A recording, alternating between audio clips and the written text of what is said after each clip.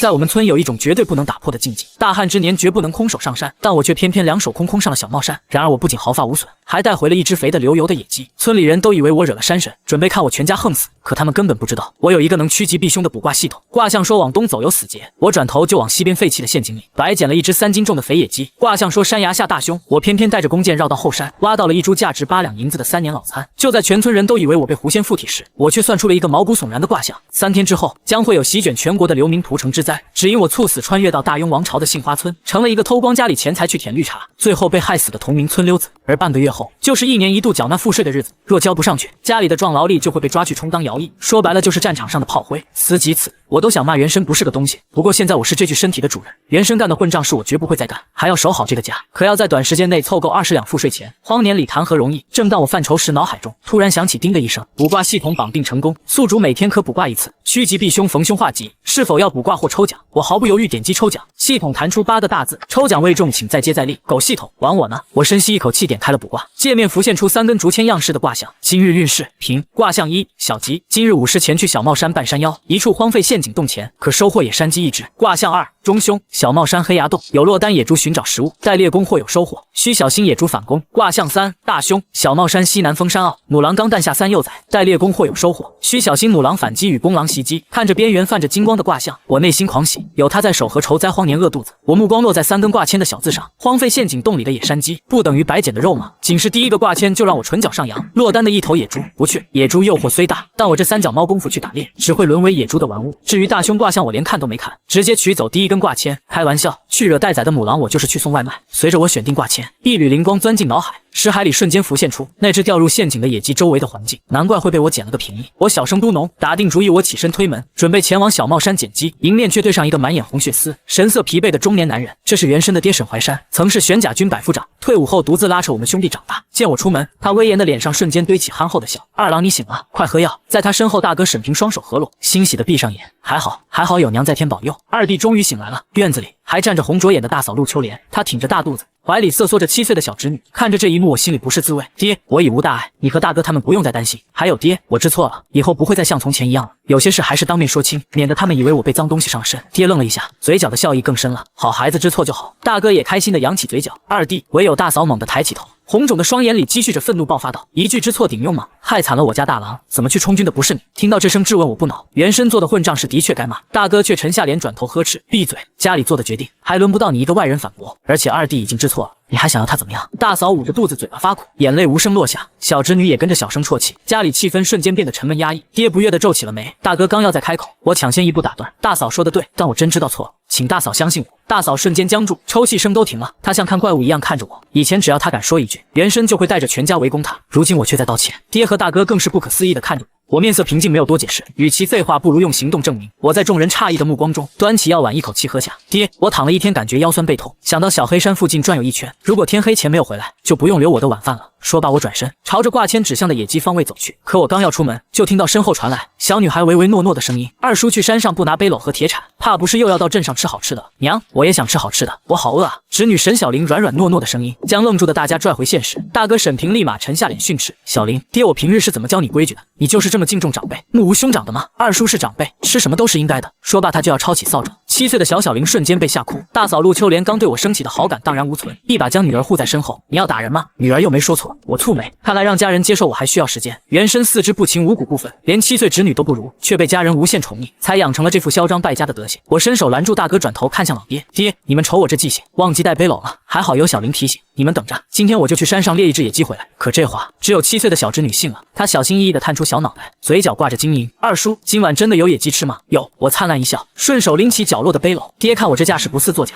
赶忙把家里的猎弓递了过来，把它带上防身，别逞强。这几年荒年，山上光秃秃的，就算有经验的猎户，也不一定能寻到猎物。你要是转一圈没有找到就回来吧。我点头接过猎弓，转身朝小帽山走去。等我走远，爹才被手里的旱烟烫得回了神，咧嘴直笑。二郎终于懂事了，我就说二郎不孬，知道家里困难，懂得上山捕猎补给家里了。大嫂却努了努嘴，小声嘟哝：家里穷还不是沈安造成的，不过才上山一次，有什么开心的？大郎，沈安该不会拿猎弓去镇上卖了换钱，去隔壁王家村里郑家下聘吧？爹闻言立马冷下脸，不能够。二郎虽然平日吊儿郎当没个正形，但心里是个有分寸的。可爹的脸色比谁都黑，家里这2个月揭不开锅，全指望这把猎弓吃饭。大哥脸上的笑容也僵住了，苦涩开口：“爹，二弟才出门不久，我去追，或许还能把猎弓追回来。”说着，大哥就往镇上的方向跑去。但他绝不会想到，我真的上了小帽山。1刻钟后，我已经站在了挂签指引的位置，扯开枯脆的藤蔓，洞口赫然出现，果然有野鸡。看着坑底那只蔫巴的肥鸡，我喜出望外，竟然有3斤多，晚饭有着落了。我麻利的把野鸡囤好，扔进背篓，刚爬出陷阱，却听到不远处传来2道熟悉的声音。没想到沈家就这点家底，10两银子都不够霍霍2天，也不知沈安什么时候醒来，到时候再忽悠他从家里偷点钱，出来去镇上吃香喝辣。小声点，被人听到就不好了。我往树后一躲，认出那是村里的泼皮张二狗和王金宝。紧接着，王金宝压低的声音再次传来，村里都在传沈安磕破头，被抬回来的当天就不行了，所以有些事还是烂在肚子里。听到没？不会吧？我感觉下手没多重啊。沈安竟这么不经科，我心头一震，原来原生的死是他们一手造成的。怒火中烧间，我不小心踩断了一根枯枝。谁在那里？2人眼神阴鸷，目露凶光的逼近。我索性不藏了，换上平日那副纨绔的笑脸走了出去。张哥、王哥，没想到能在小帽山遇到你们，今天怎么没有去镇上喝酒？张二狗吓得后退2步，你是人还是鬼？王金宝死死盯着我的影子，确认我是人后暗自松了口气，假装无事发生。听说你在下聘的路上出了事，我们担心你的安危，夜不能寐，哪里还有心思去镇上？他上下扫视我一眼，不枉我们这2日求神拜佛。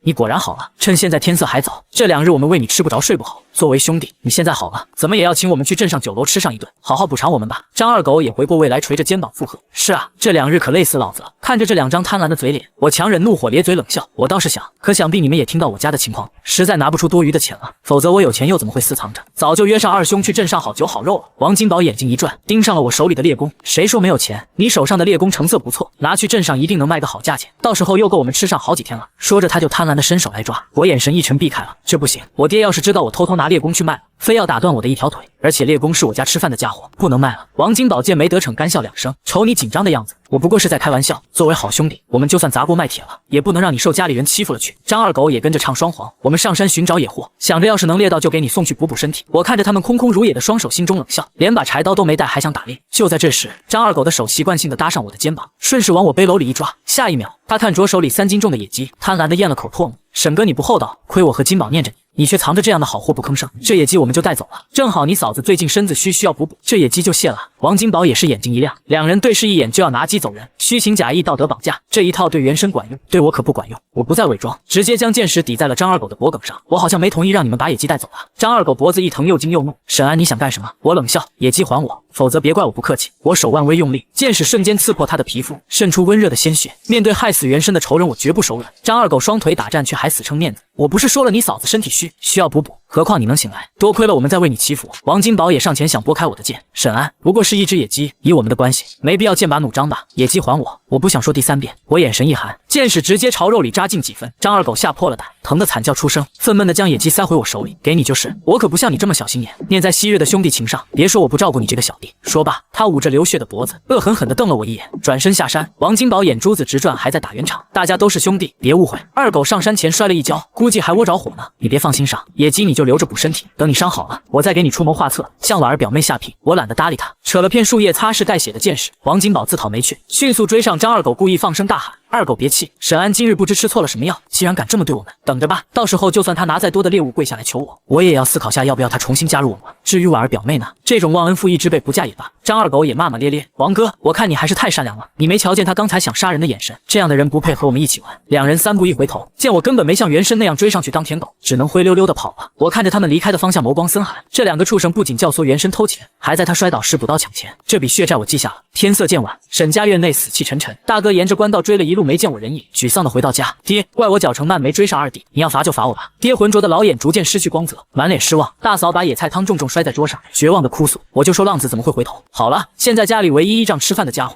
猎弓也被二郎拿去镇上卖了换钱，他倒好独自吃香喝辣，可不久后就要交徭役税，这日子没法过了。小侄女捂着肚子，眼巴巴看着没几粒米的稀饭。爹娘，什么时候开饭啊？我好饿啊。爹沉着脸咬牙开口。开饭。就在大家端起碗筷时，院门哐当一声被我推开。我看着满脸错愕的家人，把野鸡往地上一扔，挠头咧嘴一笑。我没回来晚吧？大嫂不敢置信地揉了揉眼睛。当看到我手里完好无损的猎弓时，悬着的心这才落地。爹激动的猛挺直腰背，老泪纵横。我就说二郎不孬，秉性不坏，看吧，这不就回来了。大哥也神情得意地捅了捅大嫂。我就说二弟不是那样的人，今天的那些话以后不要再说了，否则你说一次我打一次。爹冷哼一声发了话，回来就吃饭吧。我笑着指了指地上的野鸡。爹，不急，我在山上抓到一只野鸡，看无精打采的模样，像活不久了。不如今晚杀了吃吧。大嫂现在怀着身孕，正好煮个鸡汤补补身子。大嫂愣住了，眼眶瞬间泛红，不着调的小叔子竟然知道心疼她了。爹和大哥更是僵在原地。我指着野鸡继续说：“大哥大嫂，野鸡交给你们处理，可以吗？”大嫂噌的站起身，利落的抓起野鸡往厨房走。当然可以，二郎你辛苦了，先坐下休息会儿，我马上烧水杀鸡。可他还没拿刀，就被大哥沉着脸一把夺过。你一个大人了，怎么还嘴馋？野鸡拿到镇上去卖，能换好几斤粟米了，足够家里半个月口粮了。小侄女吓得缩了缩脖子，带着哭腔护母：“爹，不是娘想吃肉，是我想吃，你就别凶娘了，要打我吧。”眼看场面要僵，爹威严的声音响起：“大郎，这鸡炖了吃。”大哥急了：“可是爹，这只野鸡能换不少钱。”爹叹了口气：“野鸡你弟抓的，他都发话说今晚吃鸡，你就不要废话了。而且这鸡看这样子，连今晚都活不过，怎么拿去镇上卖钱？到时候割喉放血都不行。爹懂规矩，猎户猎到的第一只野货意义非凡，更何况这是我这个浪子回头的证明。见大哥还不舍得，我只好装出以前那副蛮横的模样。大哥，今晚我要是吃不到鸡肉，我就拿猎弓去镇上卖了换酒钱吃。话音刚落，头上就挨了爹一记暴力。大哥一听这话，吓得一溜烟钻进厨房，生怕我真把猎弓卖了。我满意的坐下端起水碗，却发现爹正用探究的目光紧紧盯着我，我心头一跳，难道露馅了？我赶紧翘起二郎腿，吹着口哨装出吊儿郎当的样，不满的嘟囔：“爹，你看我干什么？”爹眼眶发红，一巴掌重重拍在我肩膀上：“咧嘴笑了，混账小子，你终于长大了。”鸡肉被炖煮成汤端上桌，锅盖一掀，顿时一缕白烟升腾，伴随着野鸡肉特有的鲜香味在空气中弥漫，黄澄澄的鸡油浮在汤上，鸡汤鲜白如奶，色泽诱人。小侄女沈小玲馋得直咽口水，眼睛一眨不眨的盯着鸡汤。娘，二叔真的没有骗我们，说今晚有野鸡吃就有，好香啊！闻着鸡肉香味，她肚子直响，馋虫更是流了一地，催促道：“娘快点，我要吃肉！”大嫂白她一眼，分肉的动作却没有停下来。第一碗打给爹，一勺鸡肉一勺汤，紧接着是我，一勺汤一勺肉和一只大鸡。最后大嫂和侄女只分到半勺汤和2块鸡脖子，连年干旱的灾荒年，女人是没有吃肉资格的，能沾点荤腥汤汁已是倍有面的事。我是真的饿了，说了一句开饭，便自顾自夹起一块鸡肉吃起来。鸡肉瘦而不柴，鸡皮脆生生的，鸡汤更是裹挟着整只野鸡的精华，鲜香入味。对于我先动筷子，一家人都早已司空见惯，若我谦虚礼貌，他们反而会不适应。小侄女长身体饿得快，2下吃完鸡脖子，锃亮的目光不由盯着我碗里的大鸡腿，努力咽了咽口水。好肥的鸡腿，不知道会不会比鸡脖子好吃。原身自私护食，谁看一眼她的肉都会挨打骂。大嫂吓得赶紧戳了侄女好几次，看着小侄女馋嘴的可爱模样，我起了挑逗的心思，做事拿起大鸡腿就要啃。小丫头吞咽着口水，努力挪开目光，别提多惹人心疼了。我不忍心再逗，在她震惊的目光中，把鸡腿夹进了她的碗里。吃吧，这玩意儿我吃多了，腻了。原身常偷钱去镇上酒楼吃香喝辣，这话倒不会引起家人怀疑。小丫头嘴巴张圆，用沾满鸡油的小手指了指自己：“二叔，你确定给我吃？怎么不吃我可就扔出去喂小黄狗了。”我做事要拿回鸡腿，想对家人好还得慢慢来，免得崩了人设。小丫头生怕被抢，连忙拿起鸡腿就往嘴里塞，口齿不清的喊着：“不要，我刺！”看着她狼吞虎咽，我又往她碗里加了几块鸡肉，慢点吃，要是呛到被人听了去，丢我的脸。小丫头腮帮子鼓鼓的，像小鸡啄米般连连点头。大嫂眼神诧异，似乎觉得我没那么让人讨厌了。大哥没多想，只把碗里的大半鸡肉都分给了大嫂。媳妇，你怀着身孕，这鸡肉你多吃点补补身。好，爹大口吃着肉，浑浊的老眼泛起泪光，全家其乐融融的画面终于照进了现实。然而气氛正温馨时，门外突然响起一道突兀的声音：“沈老弟，我们来退婚。”王家村里正带着女儿王婉儿推门而入。当年爹在战场上拼死救下王礼正的大儿子，才落下残疾。王礼正感恩戴德，将女儿许配给原身。可如今王家大儿子当了百夫长，王家发达了，态度就变得冷漠，想悔婚。偏偏原身是个终极舔狗，曾为了王婉儿大发脾气，放过狠话：“爹，你们要是敢阻止我和婉儿在一起，我就杀死你和大哥他们，扫清一切阻碍我和婉儿的障碍。”如今王礼正看着桌上的鸡骨头，脸色阴沉：“沈老弟，你可别怪我薄情寡义，要怪就怪你儿子沈安实在不堪重负。婉儿是我唯一的女儿，我不放心将她托付给一个只会败家的泼皮，更不忍心她日后跟着沈安吃苦。”爹苦涩一笑，下意识看向我，随后放低姿态起身让座：“王老哥你坐，传闻有误，你切莫听信谣言。你看今晚我们吃的野鸡，便是二郎今日进山猎的。”王礼正用鼻子哼出声：“你儿子做的事传得沸沸扬扬，十里八村都知道。沈老弟你也莫要再劝了。今日这婚事是退定了。”爹脸色一僵，眼底闪过一抹冷意，却强压怒火支开大哥大嫂。陆氏愣着做什么？还不去烧茶？大郎你也去帮忙。可是爹，还不快去！大嫂悻悻闭嘴，拉着大哥和女儿进了厨房。爹重新堆起笑容，卑微的看向王婉儿：“王老哥切勿动怒，有话好说，这毕竟是2个孩子之间的事，我们作为父母长辈，也要听一听孩子的想法。是不婉儿，关于你和二郎的婚事，你是怎么想的？”王婉儿神色冷漠，眼皮都不曾抬一下：“父母之命，媒妁之言，我听我爹的。”我心中冷笑，这女人长相普通，还目无尊长，白送我都不要。爹笑容微僵，却还是耐着性子继续劝：“婉儿，你再认真思考一下，我向你保证，你进到我沈家，绝对不会让你吃一丁点苦。而且二郎今日说了，他知错了，以后会改过来。如果日后他有做的不对的地方，我这个当父亲的第一个就不允。婉儿，只要你嫁进我沈家，以后家中银钱都归你管，你看如何？”爹好话说进嗓子都干了。王老哥，这要是退婚，传出去对婉儿名声也不利，退婚的事不如再仔细想想。王礼正这才悠悠开口：“莫要说那些无用的，这桩婚事沈家想继续也可以，只是当初说好的20两聘礼，现在就要交出来，否则就作罢。明知我家钱被我偷光，他这是趁机刁难提价。爹苦涩一笑，王老哥，你再宽容几天，你也知道最近在农忙，等庄稼收完后，我一定会拿着20两带上犬子青，自去你家给婉儿下聘，你看成不？王李正讥讽出声，不行，当初可是说好了，而且你家连20两的聘礼都拿不出来，我还怎么将婉儿托付给你家二郎？只要你愿意宽限，到时候我拿25两聘礼，你看成不？我也不是不讲理的人，宽限几天可以，但到时候聘礼必须是50两，如果连50两都拿不出来，我看这门婚事就作罢吧。爹倒吸一口冷气，把家里田地全卖了，也才勉强够50两。我看着他们嚣张的嘴脸，冷笑着突然开口：50两怎么行？婉儿美若天仙，端庄出尘，怎么说聘礼都要100两。好，那就说定了。王李正生怕我反悔，笑得灿烂，却故作为难。沈老弟，你看不是我不给你面子，是你二郎执意如此。依我看，就听你家二郎的吧。100两聘礼，限你们7天里拿出来，否则逾期不候。7天？爹睁大双眼，不是半年吗？我笑着一口答应。好，7天，那我就当你们沈家答应了。沈安娶婉儿的机会可是给你了，好好把握。王李正笑露出了黑槽牙，满意的拍了拍我的肩膀。爹痛心疾首的闭上眼。7天100两，砸锅卖铁也凑不够啊！王婉儿翻了个白眼，暗骂我蠢货。厨房里的大哥听到100两，绝望的跌坐在地，完了，彻底完了。刚才我让你别拉我，有我看着二郎，还能拦着他不要口无遮拦。现在好了，上哪里凑100两？大嫂气得浑身发抖。你在怪我？主动加聘礼的是沈安，和我有什么关系？你别用这样的眼神看我。早知你是黑白颠倒的人，上次我就该听娘家人的话，和你和离。可我念着你虽孝顺，但不是愚孝，拒绝了娘家好意。沈平，你扪心自问，当初我嫁给你一文聘礼不收，3年给你孕育了一个女儿，如今肚子里还揣着一个。在沈家困难时，我还厚着脸皮回娘家借粮，现在呢，好心当成驴肝肺，这日子没法过了。大嫂委屈的瘫坐在地，小声抽泣起来。侄女懂事的抱着她，娘别哭了，我怕。大哥心如刀绞，叹息出声，媳妇对不起，你别气了，这些年是我亏欠了你和女儿。我原以为二郎变好了，可没想到半年前小叔子偷走我娘给我当做嫁妆的银簪子，那时你可有想到？前2天小叔子偷走家中全部银钱，那时你又可想到？字字诛心，大哥无言以对。此时我笑眯眯的递给王李正一双筷子，岳父，你们来的正好，今日我上山打了野鸡，一起吃了饭再回去吧。婉儿站着多累啊，快到我身边坐下。王李正嫌弃筷子上的口水没接，王婉儿更是厌恶的站在原地不动。我不悦的沉下脸，岳父，婉儿，你们怎么不吃？不给我沈安面子，就不给你面子怎么办？你不过是村中的泼皮无赖，我愿意把婉儿嫁给你，就已经是你3辈子修来的福气了。我猛地一拍桌子，瞬间翻脸。好啊，不给我面子还说我是泼皮，这要是传出去，我沈安的脸搁哪里放？我还要不要混了？这婚我不结了。二郎，好好说话，爹吓坏了，生怕我搞黄了婚事。王李正笑容僵住，以为自己幻听了。沈安可要想清楚了，以你泼皮的身份，错过这个村就没这个店了。到时候就算你下跪求我，我也不会把婉儿嫁给你，还说我是泼皮。爹，这桩婚事取消，王婉儿就算白送给我，我也不娶了。滚滚滚！被赶出门的王家妇女面面相觑，听着院门哐当关上，王李正厌恶的呸了一声，果然泼皮，还说改性子，这种谎话也就你们沈家人相信。王婉儿气得直跺脚，爹，你还说到手的100两都飞了，你还嫌事不够大？没有钱我们怎么逃荒啊？刘明即将屠城，王家本想借婚事捞一笔跑路，如今算盘落空了。王李正满脸懊悔，我哪里知道沈安会抽风？你和他打了这么多次交道，熟悉他的性子，你在边上也不拦着我点。王婉儿吃瘪，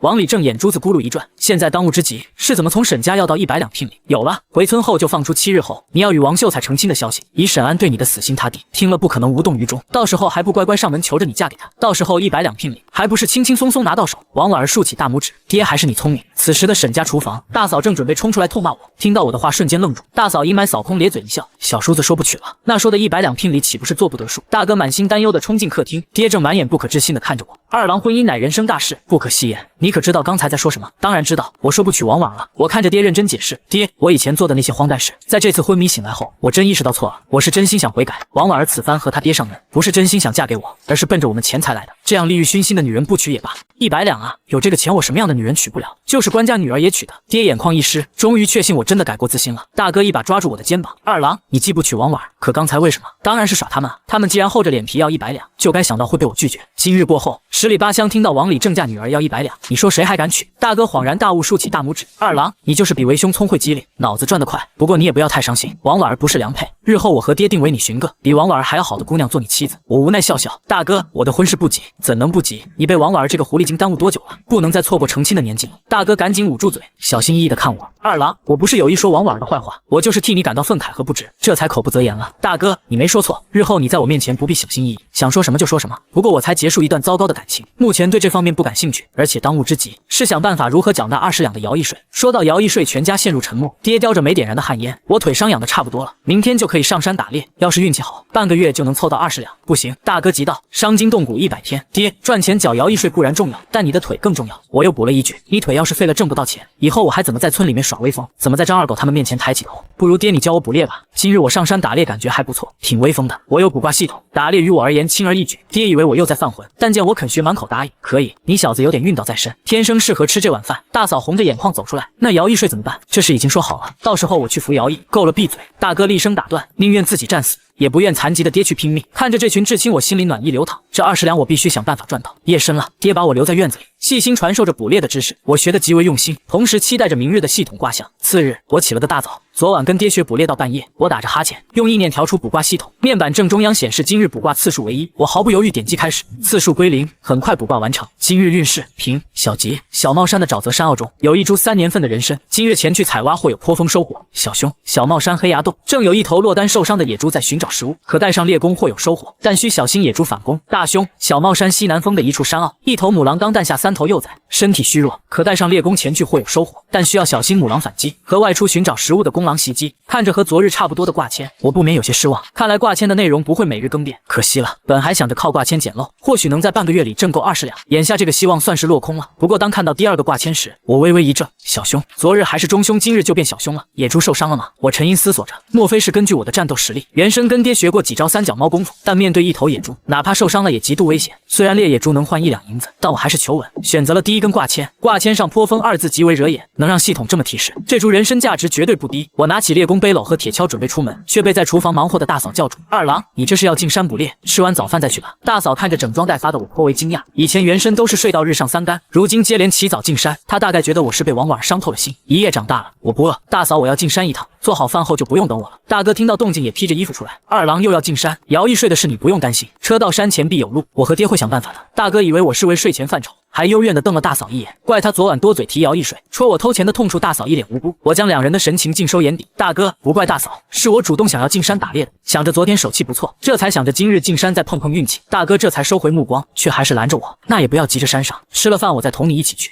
我果断拒绝，大哥，大嫂随时要生产，身边不能没个亲近的人，而且我真不饿，趁日头不晒早点进山也好受些。要是饿了，到时候我再回来不迟。我是奔着人参去的，带上大哥根本没法解释我为何能精准寻宝。趁大哥犹豫，我大步出了院门，刚走2步，小侄女娇俏的身影追了出来，大眼睛里满是希冀。二叔，今天还会有肉吃吗？我心底苦笑，面上却不显。我尽量。说罢，我头也不回地上了小帽衫。连续5年的大旱让山里热得邪乎，我足足走了1个半时辰，衣服都能凝出水来，这才抵达挂签指引的沼泽山坳。沼泽早已干涸，泥土裂开2寸深，万幸那株人参长在参天老树的绿荫下，周围还留着些许苔藓。我一眼就锁定了位置，喝饱水恢复体力后，我拿出准备好的红绳。老辈人说挖人参得先绑红绳，怕它长灵智跑了，我宁可信其有，给它系了个蝴蝶结才开始下铲。猫着腰足足挖了2个时辰，汗水把面前的泥土都浸湿了，一株完整的人参才破土而出。我长吐一口浊气，真累，不是人干的活。早知道这么累，我还不如去猎野猪。但想到那小兄的卦象，我还是求稳，命就一条，我绝不拿性命去赌。我用出门前准备好的灶灰将人参包好，防潮保水。处理完已是午时，我饿得肚子直叫，便动身下山。刚到村西头，就碰到了挑着扁担的李老头。沈家二小子，今个太阳从西边出来了，竟然进山打猎了，有没有猎到野货？我昨天猎到野鸡的事，经过1晚发酵，早已全村皆知。我装作没听出他的调侃，两手一摊：“李伯，如你所见，两手空空，什么都没有。”李老头愣住了，原身以前都叫他李瘸腿，这声李伯惊得他直嘀咕，今日太阳果真是从西边出来的。几个村妇好奇地凑过来看我背篓，见空空如也，这才心满意足地收回视线。张婶笑着宽慰：“沈家二郎，你也别气馁，这几年村中着实干旱的厉害，山上的猎物早就被猎光了，也就昨日你好运。沈家二郎，你能进山找猎物就属实不孬。前几天你张叔张猎户进山半个月，也是两手空空回来，你现在属实是比村中张二狗王金宝强。你听沈娘一句劝，以后莫要和那2人来往了，好好过日子，你爹他们也能轻松一些。”我态度谦和地跟他们打着哈哈。离开前，我特意冲人群里一位穿着补丁麻衣的妇人微笑着点了点头，那是隔壁郑婶，以前没少好心接济我家，原身却混账的推搡过他。见我这般有礼，村民们面面相觑，传闻不如一见。果真如沈怀山所言，他家二小子改性子，家里银钱都被霍霍光了，再不改正，沈家有多少家底都不够他败的。瞧着半个月就要交徭役税，沈家上哪弄到20两？8成家里要出人当徭役了。提起徭役，村民们情绪沉重的散了。推开家门，我把背篓往地上一放，小侄女好奇地凑过来看，见背篓空空，失望地扁了扁嘴：“二叔没在山上打到猎啊，今日没肉吃了。”大哥闻言立马沉下脸训斥：“小林闭嘴！猎物哪里有这么好打的？村中猎户叔伯在山上待半个月，也时常有空手而归的情况。你二叔满头大汗，定是用心找了，还不去给二叔倒碗水喝？”小丫头乖巧地端来水，二叔喝水。我一口气喝干，热得扯了扯黏糊糊的衣服，刚打起1桶水准备冲洗，就听到大嫂犯愁的声音：“孩子他爹，如今家中存水不多了，勉强够今天家中吃喝用度。待会儿你去找李正问一声，看看我们家能不能提前1天去村中老井打水。村里的老井快干了，按人头每天只分1桶水，若要多用就得花钱买，1桶10文钱，比肉还贵。我看着手里提着的家里仅剩的存水，顿觉烫手。可我实在受不了这身酸臭，想到怀里的人参，我直接开口：大哥，你也别让李正为难了，花钱多买2桶水回家吧。至于钱先赊账，等我去镇上回来后再给他。大哥皱眉：你去哪弄来钱？这你就别管了，听我的就是。天气干旱，嫂子随时临盆，家里多备些水没坏处。大哥还想反驳，坐在门墩上的爹一锤定音：二郎说的没错，大郎这回就听你弟的。大嫂听我是为他着想，眼底闪过一丝感动。我痛快的洗了个澡，洗完的水一点没浪费，全被大嫂接着拿去喂鸡浇菜了。出门前，爹把10枚铜板塞进我手里，这钱你拿着，去李正家租牛车。爹知道天热路远，还是心疼我，叮嘱我天黑前务必赶回来。我握着沉甸甸的铜板，知道了爹，我会尽早赶回家。到了李正家租牛车，李正见我独自一人颇为惊讶：沈家小子，这次你怎么不带上张二狗他们了？李正叔，我和他们撇清关系了，以后再不会同他们一道在村中行偷鸡摸狗之事。李正满脸错愕，不仅震惊我叫他叔，更震惊我要改邪归正。看着我赶车离去，他喃喃自语：沈家小子是真改姓了，于村中而言倒是一件好事。半个时辰后，我到了镇上，镇上不知为何多了许多外地人和乞丐。正纳闷时，我听到一个外地商贩在惊恐地诉说，前些天咸阳城涌入大量流民，他们在城中烧杀抢劫，无所不干。我就是从那里死里逃生出来的。你是没瞧见当时场景，说是尸横遍野都不为过。我心头一惊，官府不管流民成千上万，官府那点人怎么管？也就做样子，抵挡个几天就不行了。商人压低声音，神色慌张：据小道消息，流民就是官府的人放进来的，否则有城墙，那些流民纵使天大的本事也进不来啊！小兄弟，我瞧你面善，劝你一句，抓紧时间逃命吧，世道要乱了。还聊？都什么时候了？粮食已经买齐，赶紧上路吧！商人的妻子急声催促，一家人匆匆逃命去。我看着他们离去的背影，心中掀起惊涛骇浪。原以为只是大旱，没想到局势已经糜烂至此。一瞬间，我突然明白了，昨晚王李正为何急着登门退婚要钱，分明是早就知道咸阳城流民的事，这是要在逃荒前把我沈家当冤大头狠狠宰一笔啊！原身之死说不准就有王家受益，王家这笔账我记上了。我眼底闪过寒意，同时庆幸今日来了镇上，否则死都不知道怎么死的。重获新生，我绝不想再死一次。咸阳城乱了，安阳城又能撑多久？商贩的话让我心惊，若流民真是官府放进来的，那这地方绝对不能再待了。我强压下不安，脚步不停，直接走进了一家价格公道的衣柜，必须在所有人反应过来前尽快囤粮。掌柜，你家收人参吗？掌柜诧异的看了我一眼，收。这位兄弟有人参出售吗？我掏出人参放在柜台上，3年份的人参，掌柜开个价吧。掌柜拿起人参，满眼震惊，人参根须保存的极为完整，这绝不是普通村民能做到的。他原本想糊弄过去，但见我是个懂行的，只好开口：根须保持完整，但是3年份人参药性不强，我只能按照2等餐价格算给你。这一株人参5两235文钱，你看如何？我眼尖的捕捉到了他脸上一闪而过的紧张，果断摇头：不行，10两银子。其实听到5两多时，我就惊呆了，怪不得挂签说颇丰，这何止颇丰，若多挖3株徭役税都够了。我庆幸没去猎野猪，否则拼了命也才换1两多银子。掌柜嘴角直抽：兄弟，哪里有你这样出价的？我看出他肉疼，直接抢过人参包起来就走。你就说收不收吧？收，但你要价实在太狠了，多出4两多银子，那可是一户人家大半年的开销。兄弟，价格还有的谈吗？10两银子实在是给不起。你这株人参根须虽保持完整，但年份不高。这样吧，我也不多挣你了，7两总行了吧？我脚步不停，8两，实在不能再多了。我继续往外走，掌柜心一横，咬牙喊到8两半，实在不能再高了。你要还想卖就卖，不卖我也不强求了。我知道到了他的底线，转身回到柜台，成交，就这么说定了。我看着他肉疼的脸笑了笑，掌柜，我也不要8两半了，你只需给我8两，但你免费送我2瓶外伤药，这样可行？掌柜刚一喜，听到后半句脸都绿了。1瓶外伤药至少卖半两银子，这笔买卖我本就吃亏，我最多只能卖你1瓶，再给你8两银子。我摇了摇食指，不行，必须是2瓶，否则这笔生意我不做了。而且掌柜你应下也不吃亏，之后但凡我挖到草药，都会优先考虑卖给你。掌柜怕了我这杀价方式，连连摆手应下。年轻人，我算怕了你了。那可说好了，下次你要再挖到这么好品行的草药，一定首选卖给我。我拿着8两银子和2瓶外伤药，心满意足的出了医馆。随后我直奔米寺，现在是农忙，镇上知晓流民消息的人极少。米寺老板看着富户们大量采买，还乐得合不拢嘴。我这身打扮不像有钱人，为了不引人注目，我专挑便宜的买。老板给我来1担粟米，1担粗面粉，半担细面，10斤盐。盐虽贵，但天下大旱，逃荒路上必不可少。老板见我要得多，笑得灿烂。好嘞，小哥，一共1两7钱64文，你要的多我给你抹零，就收你1两7钱好了。不用，该收多少就多少。半个时辰后，帮我送到镇口的老榕树下，我还要去别家多买些，不能扛着满大街跑。赶在下午5点前，我跑了几家米寺，一共买了300斤粟米，200斤粗面，100斤细面，花了3两2钱。看着手里仅剩的4两多银子，我不禁感慨，钱不经花啊，但看着一车粮食我又觉得值，粮价肯定会一天比一天高。想到小侄女想吃肉的委屈啊，离开前我又花了1两银子，买了烧鸡猪肉、排骨和准备炼油的板。自己又花20文吃了碗饺子，买了糖葫芦，这才哼着小曲赶牛车回家。傍晚时分，路过张二狗家门前，这泼皮蹲在门口，一见我满车粮食，眼睛都绿了，直接跳出来拦路：沈哥，这么多粮分我家一半吧，反正你家一时半会儿也吃不完，而且我家今年收成不好。你嫂子身体又不好，每天粗茶淡饭的，我还苦于之后的日子怎么过呢？你这就送粮上门了。说着，他的手就往车上伸，我毫不犹豫一鞭子抽在他手臂上，冷声呵斥好狗不倒道：“你花钱了吗？谁说这粮是送给你的？不要脸！这两人是害死袁生的真凶，坑了袁生50多两银子，我岂会给他面子？”张二狗疼得蹦出老远，龇牙咧嘴：“沈安，你竟敢骂我打我，打的就是你！别装糊涂，你要是敢动我车上粮食1分1毫，哪怕只是拿走1粒米，我就打断你的手脚。而你作为盗窃者，说出去我也是占理的。你哪只眼睛看到我偷你东西了？我这是拿！”张二狗不服，心里却直犯嘀咕：以前他随便吹捧忽悠，袁生就乖乖送上东西，现在这招怎么不灵了？拿！这粮食是我花钱买的。你若想要，我可以看在昔日兄弟情上，免收你跑腿费，1斤粟米就卖你8文钱，你要一半那就是3两2钱，一手交钱一手交货，我伸手要钱。张二狗气得脸色铁青，你做梦！粟米4文1斤，我翻倍要价，他哪有钱？我冷笑一声，给钱就是做梦，那你也别做梦了，这笔买卖就算你跪下求我，我也不会卖给你了。张二狗双目猩红，以为我软弱无能，直接伸手就要卸粮，我一鞭子狠狠抽在他手脚上，他疼得在车上蹦跶滚到了路中间。你来真的！好狗不倒道，让开！张二狗眼珠一转，直接大字形躺在地上耍赖，不让！有本事你从我身上压过！这几日他找不到下家坑钱，饿急了眼盯上了我的粮，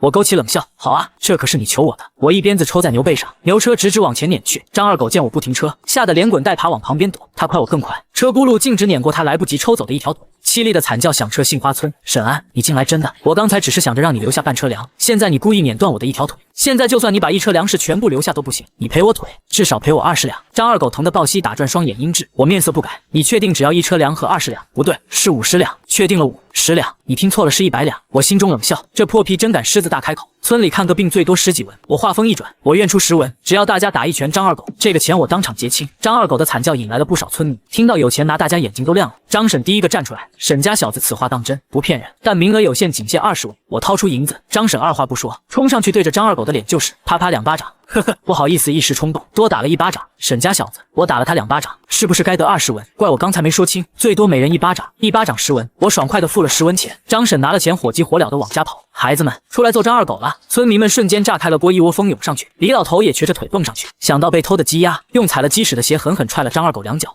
短短半刻钟，作恶多端的张二狗就被打得只剩半口气。李正赶来时，张二狗已经不省人事。张二狗他娘扑在儿子身上哭天抢地：“李正，你一定要给我家二狗做主啊！他要被沈家小子打死了！”呜，我家二狗真可怜，他不过是看到沈安从镇上拉回1车粮食，好奇多问了2句，就挨全村人打。还有没有天理？还有没有王法了？我不活了！我双手一摊，李正叔，我今日在镇上买粮，回家途中被张二狗看见了，他在光天化日之下要将我家1车粮食全部盗走，还扬言说他看到了就是他的。叔，你给评评理吧！你放屁！我家二狗为人正直，怎么会做出盗窃的事？你分明就是看我家二狗不顺眼，动手打人在先。人群中有人呸了一声，张二狗为人正直，那母猪都会上树了。张二狗他娘眼神凶狠地瞪着我，沈家小子，现在就算你沈家拿出100两，也不够赔我儿1根手指头的，至少得500两。众人倒吸一口凉气，张婶破口大骂：科特，刘氏你脸比你屁股大，癞蛤蟆插毛，你算飞禽还是走兽？好意思要500两？再说了，今日对张二狗动手的人还有我们，你有本事连我们一起讹？就是你家张二狗平日从沈家小子身上捞到多少好处，还好意思要钱？而且我刚才都看见了，就是你家张二狗要到沈安的1车粮食，大家纷纷附和力挺我。李正威严开口：刘氏，你都听到了，你儿子作孽多端，多行不义必自毙，这和沈安没有任何关系，这件事我看就算了。张二狗他娘不服气的撒泼：我儿被打得不省人事，不能就算了。李正，你不想管我就去报官。我轻笑一声：好啊，报官！现在你就跟我走，报官去！我做事要去拎他。转头对村民喊道：大家现在谁有空，帮我抬张二狗去报官，每人20文钱。张婶立马响应：算我一个。李老头也不甘落后。张二狗他娘本想讹钱，见我真要去报官，瞬间慌了，他怕儿子真进衙门没命，死死护着张二狗，冲着张婶咬牙切齿：张婆娘，你干什么？大家好歹同姓是一个族的，今日你非要胳膊往外走，向着沈家那混蛋小子吗？张婶毫不客气：平日你家张二狗偷我家财，把我好不容易养过年的鸡杀了，那时候我上门找你理论，怎么不见你说是一家人？他和我一个姓，我都嫌丢人，谁稀罕和你家做亲戚？张二狗他娘气得跌坐在地撒泼打滚：哎呦，欺负人，有没有天理，有没有王法了？李正，你到底管不管？李正看着群情激愤的村民和我，叹了口气：沈家小子，天色已晚，现在把人送到衙门城门口也不开，要不我看这事算了。不能算！我和张二狗他娘异口同声。他歹毒地盯着我，我家二狗被他害惨了，腿都废了，他今日不赔钱给我儿治病，这事就不能这么算。我眼神冰冷地看着他：李正叔，你也看到了，不是我不给你面子，而是今日我听你话，这事算了，日后定被张二狗全家缠上，时间拖得久了，到时候张二狗行盗窃之事，我有理也变成无理。我顿了顿，扬声喊道：刚才是我考虑不周，现在去县城报官，城门是进不去了，只能明日一早，但我又不想等到明天再将人抬去，为避免夜长梦多，但凡愿意帮忙的，我多加20文，40文一位，我报名。张婶首当其冲，算我一份，我不要钱。张二狗他混账，我要为在战场死去的儿子报仇，我也去，我不要钱。被张二狗欺辱过的寡妇、妇人们纷纷红着眼站了出来，足足有数十位，他们积压已久的愤怒被点燃。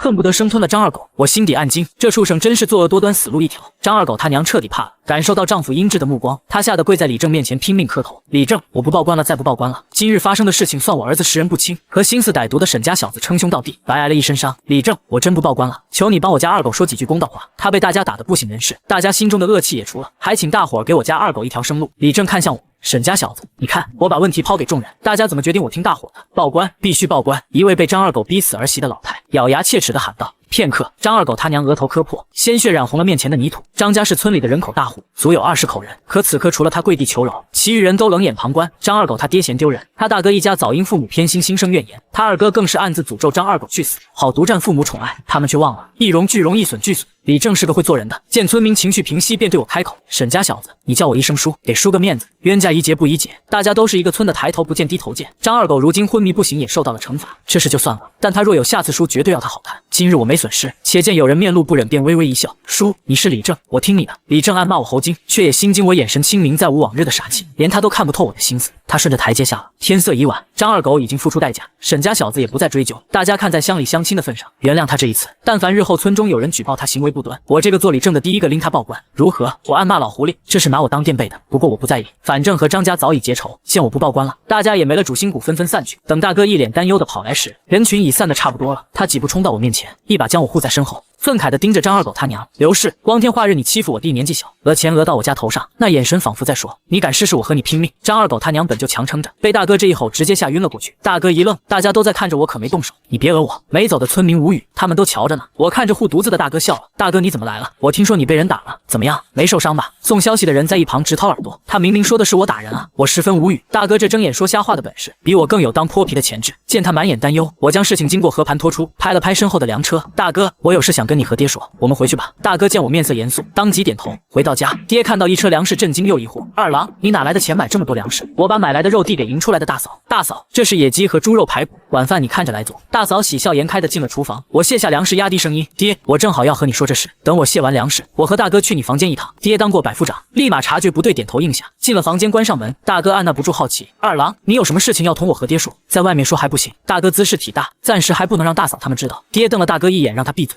我神色严肃：爹，大哥，我今日在山上挖到了一颗人参，这一车粮便是用卖人参的钱换来的，这是剩下的钱，我把剩下的钱塞给爹。将刘明的消息和盘托出，我瞧着那商贩不似说假，镇上的乞丐和外地人的确变多了，这是宁可信其有，不可信其无，这也是我为什么买下一车粮回家的原因。咸阳城乱了，刘明烧杀抢掠，尸横遍野，我的话在父兄心里掀起惊涛骇浪。爹还算镇定，大哥震惊的张大嘴巴，半晌才找回声音：二弟，你确定没听错？我严肃点头，千真万确，关乎全家人性命安危，我不敢有所隐瞒，所以便独自主做买粮后，匆匆赶回家中。大哥，你若不信，明日和我一同去往镇上。安阳城持续大旱，百姓早被榨干，刘明爆发是必然的。我甚至怀疑这是灵王故意放任，想借刘明搅乱大庸，但这手段太残忍，覆水难收。爹见多识广，点拨懵逼的大哥：大郎，大旱5年赋税徭役繁重，你觉得今年杏花村能正常缴税的人家有多少？刘明前身就是普通百姓，但被生活所逼杀红了眼，烧杀抢劫，甚至食人血骨，这种人已经不能称之为正常人了。大哥惊出一身冷汗，双腿发颤。爹，那我们接下来该怎么办？爹看向我：二郎，你觉得呢？我没藏着掖着。爹，我建议举家逃荒，抛开咸阳城的问题，我要先问你们2个问题。现在杏花村的环境还适合居住吗？村中的百年老井还能维持出水多久？大哥顺着我的话思考，脸色越发惨白。逢年大旱，良田早就变成旱地了，说是颗粒无收也不为过。村中老井现在只有3个泉眼在出水，出水量大大减少，我估摸着最多半年就会干涸，每天1桶水根本不够活命。对，这里的环境已经不适合人居住了，逃荒是必要的。我掐灭了他们最后一丝侥幸。爹心一狠：二郎，爹支持你的说法，只是逃荒说起来容易，执行起来需要大量的人力物力财力。如今你嫂子大着肚子，所以我们在逃荒之前必须做好充足准备，且要在安阳城被刘明攻陷前，尽可能的囤粮，提前做好准备。我将逃荒的计划和盘托出。爹，我算过了，刘明最快也要3天才能到安阳城，咸阳城才被占，7日内不可能会对安阳城动手，但我们要做好2手准备。我看向大哥，如今家中财力有限，大哥你是家里唯一懂木工活的，大嫂路上可能随时生产，所以至少要有2辆手推车，1辆放粮，1辆能应对突如其来的变故。所以你必须要在3天里打造出2辆手推车。大哥咬牙答应，没问题，我尽量。我知道这很难，但家里没钱买牛车，300斤粮也吃不了多久。我不敢赌卜卦系统每天能赚多少钱，命运必须掌握在自己手里。我打算明天去镇上或县城卜卦，看看能不能刷出更有价值的卦钱，多赚点钱买牛车。爹补充道，我明天去一趟县城，找老友打探下咸阳城的消息。二郎，你明天跟着我一起，县城的粮价也要比镇上便宜些。大郎，你则留在家中赶制手推车。行，大哥没意见。好。好，我挑眉应下，正好去县城补挂，但想到系统挂签不取走就不会刷新，我眼底划过一抹狠怒，今晚必须把那头落单的野猪杀了，腾出挂签位置。爹大哥，我还有一件事情想告诉你们，这2天我在山上看到一头落单受伤的野猪，趁明日去县城，要不今晚我和大哥一起去把它猎了。大哥眼睛一亮，激动地拉着我就要走。走，爹叫住我们，都给我站住，先把饭吃了，到时候叫上村中高屠夫和几位猎户一起去。爹神色凝重，野猪没有你们想象中的好猎，即便野猪受伤，攻击力依旧霸道蛮横，逃荒在即，不能因为一头野猪出意外，多一个人多一份力。我明白爹的顾虑，也印证了小兄的威胁，果断答应。大哥附和着点头，忐忑地问：爹，逃荒的事我能和陆氏说吗？还有，我想把陆氏娘家人带上。爹没反对，可以，明天一早你找个时间，告知一下他娘家人，让他们这2天多囤些粮，到时候统一出发。我犹豫了一下，爹，逃荒的事要不要和李正叔说一声，让他告知村里，大家一起逃荒，这样路上也能相互照应，不容易被人惦记上。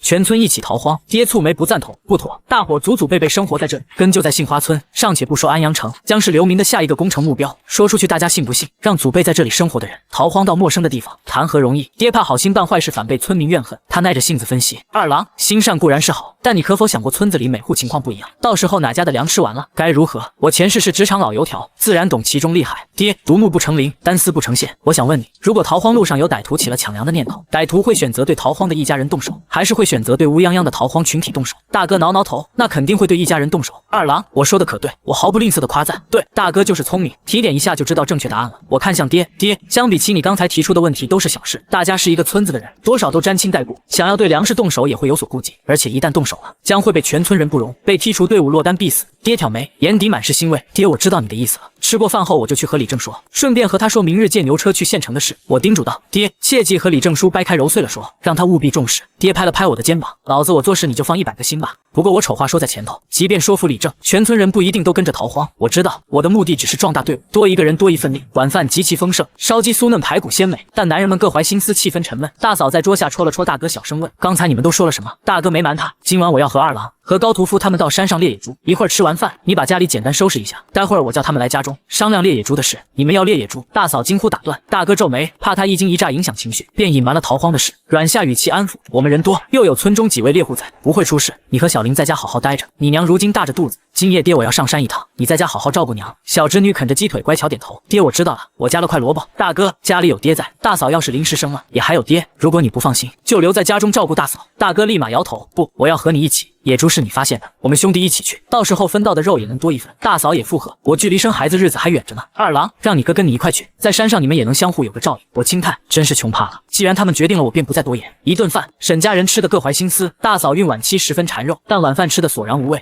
等吃饱时才回过神，连烤鸡是什么味都没来得及尝。不过想到今晚我们要上山猎野猪，他手脚麻利地收拾了碗筷。爹牵着牛车去还给李正，顺便商量逃荒的事。大哥则将高屠夫等几位猎户叫到了家里。这几日他们早听闻我的变化，如今走进我家，闻着浓郁的肉香，看着角落里堆成小山的粮食，彻底信了。只是他们羡慕嫉妒恨啊！他们正经打猎1个月都空手而归，我上山逛一圈就捡回野鸡，还能买1车粮。他们只当是我没把家里的钱彻底败光，暗自感叹沈家比想象中更有钱啊！要是知道这粮是我花钱买的，他们打死都不信我能浪子回头，沈家就祖坟冒青烟了。我无视他们热切的目光，搬来长凳。高伯，你们快坐，我有一事要与你们说。高屠夫等人悻悻地收回目光，好奇地问：沈家小子，你们找我们来有什么事情要说？路上他们怎么也套不出大哥的话。我没废话，实不相瞒，这2日我进山，在山上发现了一头落单受伤的野猪，想着大家都是亲戚是一家人，便想着有野猪大家一起猎来分了吃，怕他们起疑，我又补充，今天进山我发现野猪还在，但避免夜长梦多，怕他跑了，所以特意找大家过来一起商量今晚捕猎事宜。山上有野猪，高屠夫等人瞬间哗然，激动不已。高屠夫连称呼都变了，沈二郎，你考虑的对，一般猎物不会固定在一个地方待着。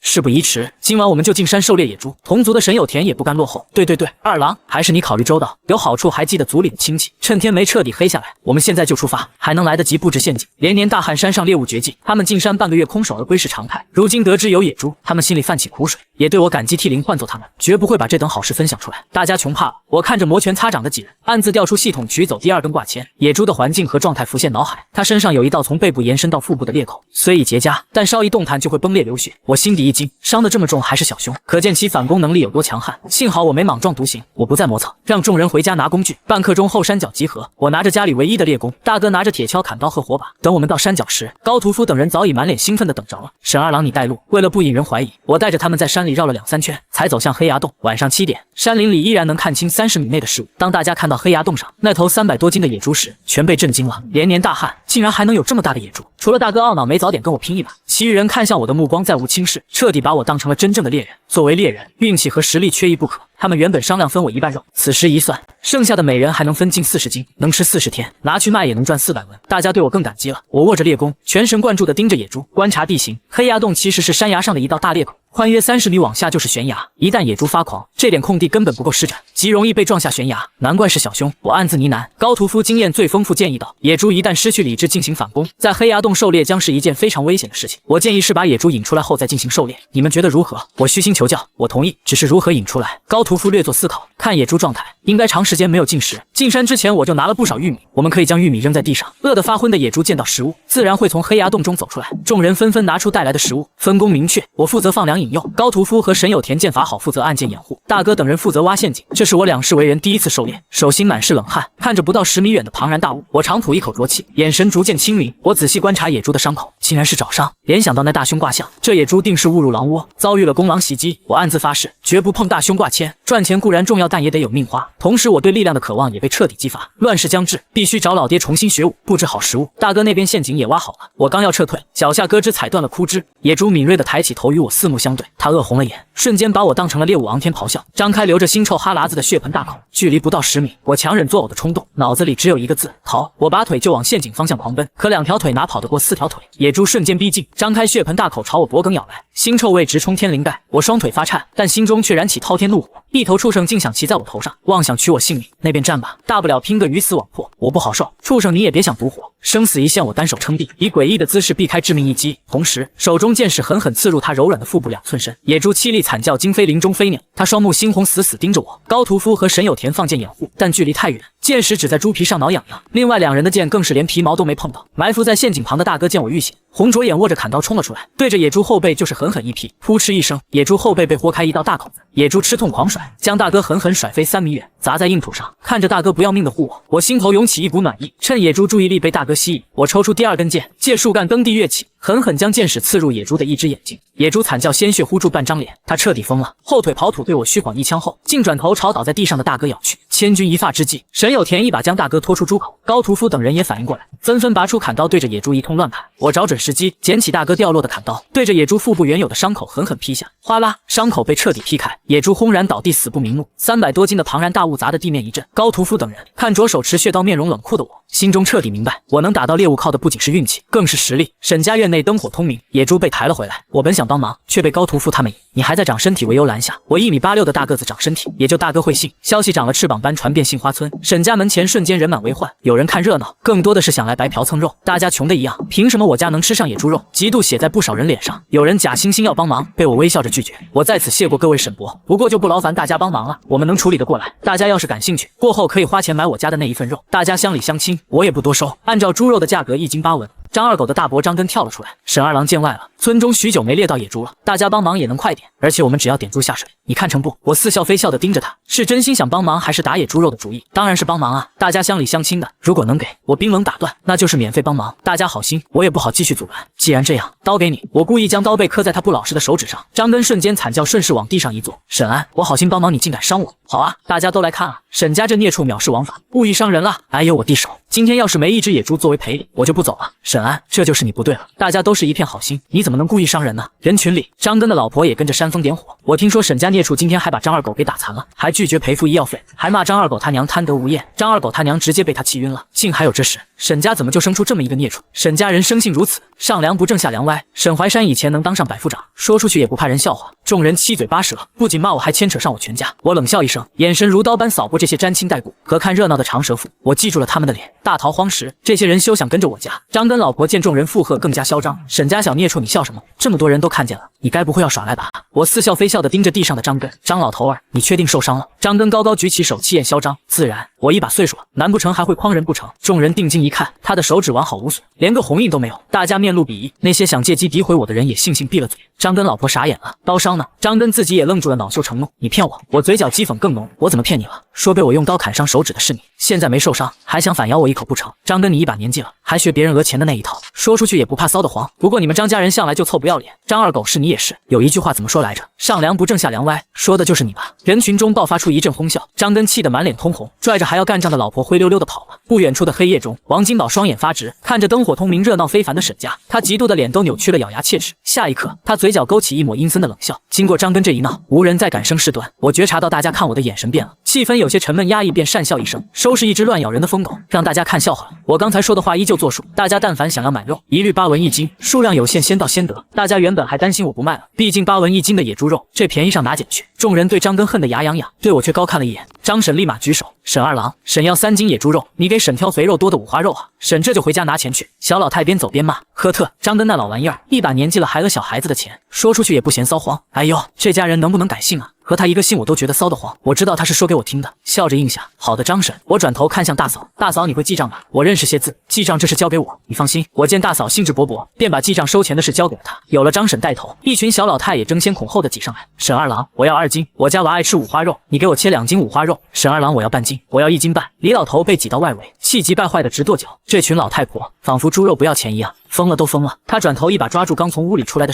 沈大郎，我家人多，我要5斤野猪肉，现在就能结账。说着，他把40文钱硬塞进大哥手里。原本要去拿盆接猪血的大哥一脸懵逼。了解来龙去脉后，大哥气得提刀就要去找张根算账，得知我没吃亏，还把人骂跑了，这才作罢。李老头趁机跑到高屠夫面前，高屠夫，给我切5斤野猪肉，我刚才已经付钱了。他傲娇地摸着胡须，看着还在争抢的老太婆们，心里暗爽，总算扳回一局了。高屠夫看向大嫂，见大嫂点头，便笑着切了肉。150斤野猪肉很快卖光，来迟的人懊恼不已，转头问高屠夫：“高屠夫，你家的那一份肉卖不？还是8文钱1斤不？”高屠夫看着我，短短几分钟就赚了1两多银子，早已心动。见自家婆娘没反对，爽快答应卖。沈二郎有格局，我这个做薄的也不差。沈有田等人见状，也纷纷表态要卖。4人花了半个时辰，除了留点自家吃，剩下的全卖了。不过中间出了个小插曲，张有良刚想开口卖肉，就被他那彪悍的婆娘揪着软肉拽到角落。你疯了，想要亏本卖给村里这些穷鬼？野猪肉镇上卖12文1斤，他们竟想8文1斤吃到野猪肉，没这么好的事。明天你起个大早拿去镇上卖。张有良是个耙耳朵，但碍于面子硬挺着背。住嘴！大家都是一个村子，多少沾亲带故，我就算便宜卖给大伙又怎么了？野猪是我猎的，男人的是你少管。话音刚落，他婆娘揪着他耳朵，拎起40斤野猪肉就往家走。众人脸色一沉，有妇人朝着他们的背影啐了一口：“狗眼看人低的玩意儿，你求我买我也不买。”忙完已是后半夜，大嫂用卖不掉的猪筒骨熬了锅粥，撒上野葱花，肉香扑鼻。小侄女被馋醒，吞咽着口水，好香啊娘，我要吃2大碗。她双手托腮，看着油灯下的我，天真的开口：“二叔变好了，日子也变好了。那么二叔等于好日子？”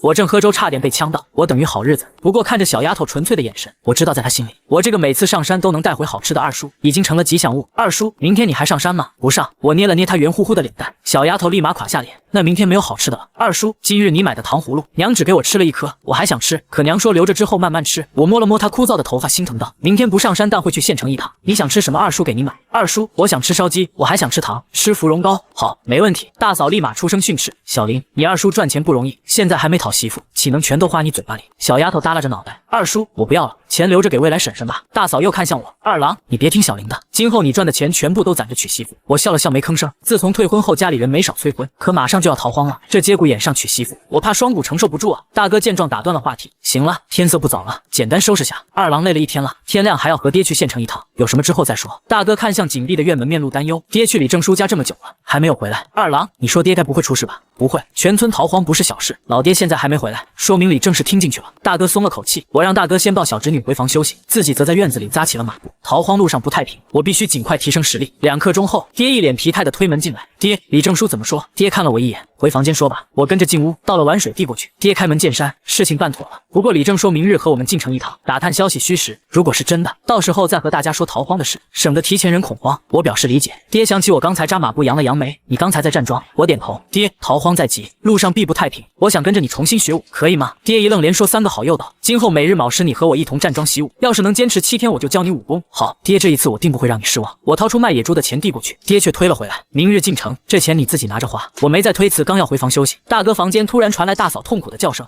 我心头一紧，大嫂要生了。大哥慌张的跑出来，6神无主：“爹不好了，陆氏要生了，怎么回事？”爹蹙眉，原来大哥把逃荒的事告诉了大嫂，大嫂受了刺激，直接破了羊水。爹，现在该怎么办？你都是当过爹的人了，毛毛躁躁的成何体统？现在陆氏生产，当然是请稳婆接生。大哥这才恢复理智，急忙要去请张婶。我拦住他，大哥，我去请稳婆，你在家照顾大嫂。我一路小跑请来张婶，张婶一进屋就吩咐烧水，全家人无比庆幸。我白天让大哥多买了几桶水，否则大嫂连生孩子的水都没有。大哥感激地看着我，二郎多谢你，如果不是你，你大嫂接生都没有水。别谢我，都一家人。小侄女红着眼去厨房烧火，我上前帮忙。二叔谢谢。他一改白天的调皮，懂事的让人心疼。烧起火后，他终于绷不住哭出声来。我是个直男，只能干巴巴的安慰，别哭，你娘他们必定会平安无事。婴儿啼，天破晓。张婶抱着襁褓喜气洋洋地走出来，生啊生啊，是个带把的，恭喜沈大郎母子平安。全家紧绷的心终于松了。大哥笑得合不拢嘴，小心翼翼接过婴儿。张婶辛苦，忙了一晚，饿了吧？家中炖了一锅排骨萝卜汤，我叫小林给你盛一碗。不急，里面还没收拾妥当。陆娘子刚生完孩子，你撇清汤上面的油水，给她盛一碗，再扯些瘦肉熬煮点粥给她吃。张婶折回房间收拾，还不忘恭喜大嫂，恭喜陆娘子生了个大胖小子。你家大郎靠谱，二郎又有出息，这几天又是买粮又是猎野猪，有吃不完的肉。大嫂心中感激，二郎是懂事了，如今好些东西都是他买回来的，他知道这都是为了逃荒囤粮。堂屋里，我凑过去看小侄子，真丑，脸还没我拳头大，瘦小的仿佛一戳就碎。我刚想伸手碰碰，大哥开口了，二郎，你是家里唯一念过书的读书人，要不你给孩子起个名字吧，我是个起名废啊。大哥你知道我的，读书的那几年我都是在混日子，起名这事还是让爹来吧。爹爽快应下，好，我看就叫二娃吧。我无语，沈二娃这和铁柱胖丫有什么区别？最后还是我拍板，叫沈乐康吧。在荒年我只愿他一生平安健康快乐。大哥大嫂都很满意，为了不服爹的面子，乳名便叫二娃。张婶收拾完出来，被我们热情留下吃早饭，排骨汤、五花肉炒咸菜、猪油炒野菜。张婶吃得满嘴流油，连连打嗝。她本想吃顿饭就当报酬，我却硬塞给她10文钱和10斤粟米。张婶慢着，你报酬还没有拿呢。张婶老脸一红，连连推辞，我是稳婆，后续陆娘子和孩子要是有个什么，随时叫我不用钱，我等的就是这句话。逃荒路上，大嫂和孩子少不了张婶照应，那我就提前谢过张婶了。送走张婶，我立马和爹商量，大哥要把逃荒的事告诉岳父家，爹塞给他70文钱，这钱你拿着，到村子里买只鸡和些鸡蛋，给陆氏补补身子。我知道爹是想在亲家面前找回这几年因我丢掉的面子。我凑到大哥耳边提点，大哥，这是你听爹的话照做就行，而且必须办漂亮了。大哥恍然大悟，爹出门前交代大哥，大郎，亲家来了你就好生招待他们，切莫节省了。我和二郎出门一趟，不一定能赶得回来，到时候你和亲家他们解释一下。知道了，爹，你们路上注意安全。我和爹来到李正家，李正顶着黑眼圈早已等候多时。他从爹口中得知，咸阳城沦陷一夜没睡，路上我在牛车里补了2个时辰的觉。抵达安阳城时已是4时出，看着10几米高的城墙和城外激增的难民乞丐，我更加确信刘明是官府放进来的，这地方真不能待了。我默念系统，开始今日卜卦。今日运势小吉，小吉。西市牛马市场有人掉落一钱袋，50钱去10期可收获颇丰。平春香楼有一落难主仆，主子名为萧素英，若能成功将他们从春香楼中解救出来，可获得100两赏银，但需要小心被人追杀。大凶，小帽山西南风的一处山坳，一头母狼刚诞下3头幼崽，身体虚弱。我目光落在小吉上，又是颇丰。第2卦签竟然是个救人任务，赏金100两。我点开资料，萧素英是郑国大将军嫡长女，撞破灵王谋反被追杀至春香楼，100两赏银确实诱人，能买好几辆装满粮食的马车。但我理智尚存，为了100两银子得罪灵王，算了吧。我毫不犹豫地取走第1根挂签。两世为人，我只想当个老遛狗的，才是乱世生存之道。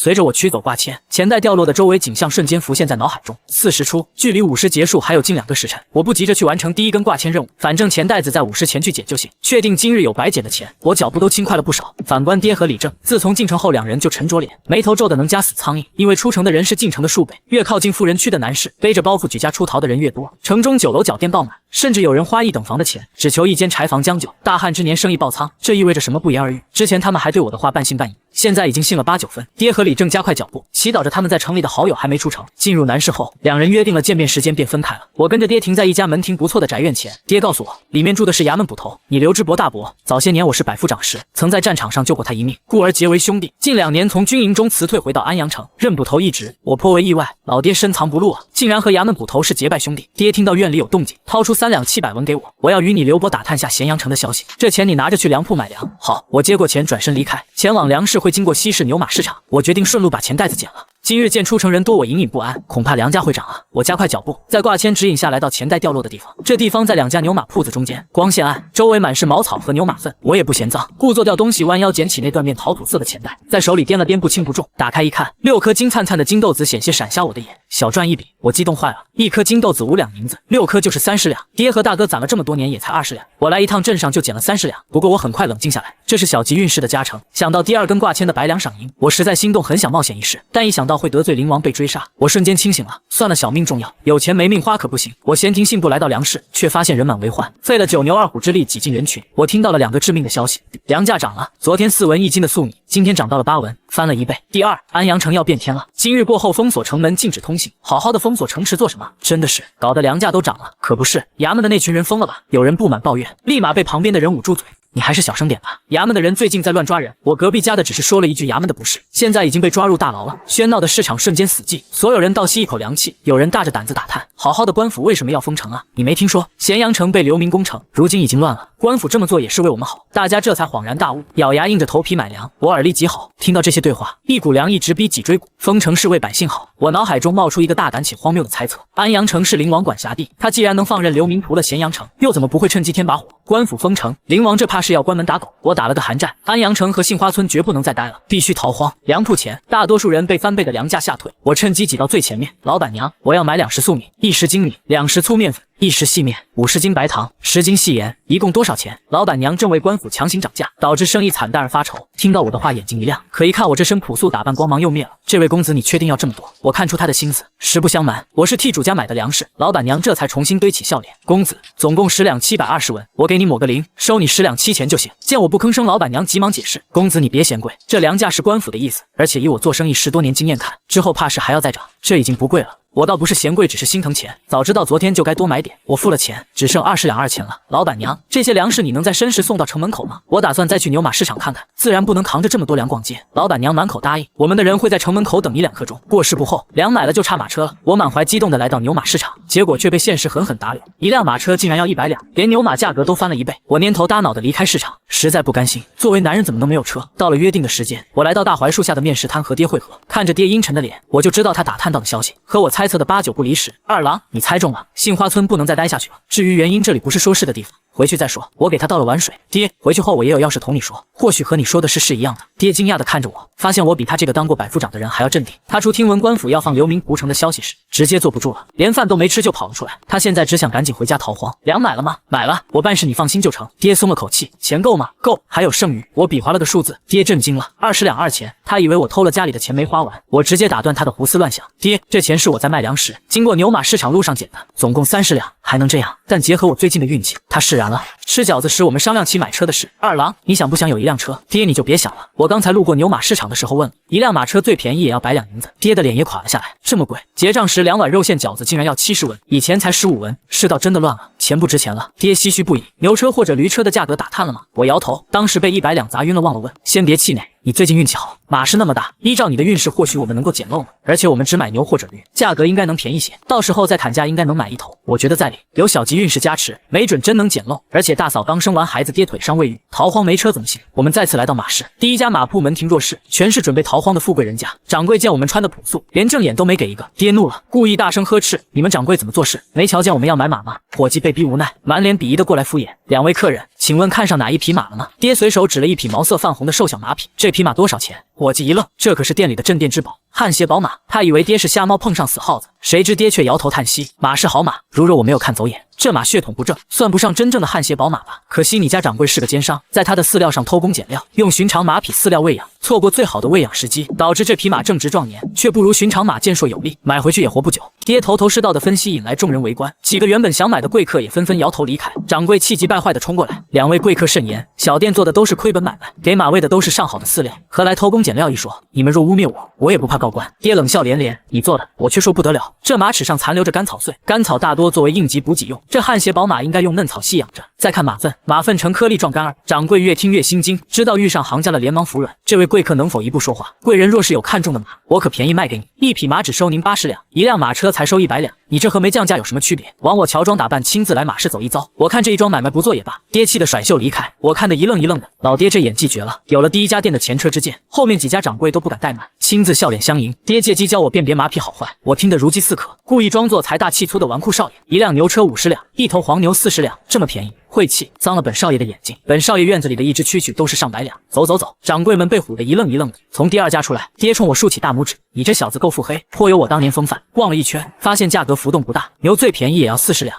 第一家掌柜见我们空手而归，得意的嘲讽：怎么样，马屁拍在马腿上？我一开始就说两人穷酸样，岂会有钱买马？我眼神冰冷的扫了他一眼，转头对第二家掌柜说道：掌柜，刚才的那辆马车和2辆驴车给我们留着，我们回去取钱，1个时辰后再回来买。第二家掌柜先是错愕，随即大喜。第一家掌柜却嗤笑：你不会信以为真吧？这2人要是能买下我用马粪洗澡，周围哄堂大笑。我似笑非笑的盯着他。张掌柜那么便一言为定，在座的都是见证人，到时候别哭着鼻子反悔。不过张掌柜是生意人，我想你必定一言既出驷马难追。那掌柜被我盯得脊背发寒，恼羞成怒。爹以为我只是少年义气，没当真。为了大嫂和未满月的侄子，爹决定豁出老脸去找李正和好友借钱买车。爹去借钱，正好给了我抽身的机会，我毫不犹豫地取走第2根挂签。停，春香楼有一落难主仆，主子名为萧素英。若能成功将他们从春香楼中解救出来，可获得100两赏银，但需要小心被人追杀。萧素英主仆藏身的地方瞬间浮现脑海，竟是藏在唱戏台下的暗格中，难怪灵王绝地3尺都找不到。但我眉头紧锁，萧素英脸色惨白，虚弱至极，显然是几天没进食了。若今天不救，他们绝活不过今晚。为了全家逃荒的马车，这100两赏银，我拼了！